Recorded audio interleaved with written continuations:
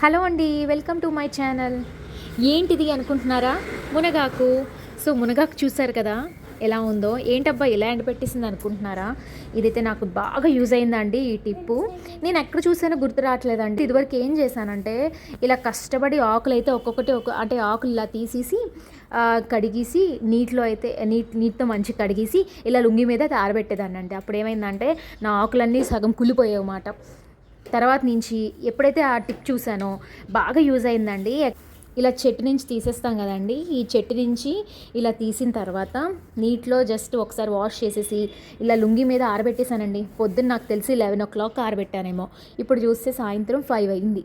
5కి ఎంత బాగా ఎండిపోయిందో. ఇంకా రేపు కూడా మంచిగా ఎండొచ్చింది అనుకోండి, ఇంకా కొంచెం బాగా ఎండబెట్టి ఆకు ఇలా దులిపితే చక్కగా వచ్చేసింది. అంతకుముందు కూడా కొంచెం మునగాకు ఇలా చేశాను.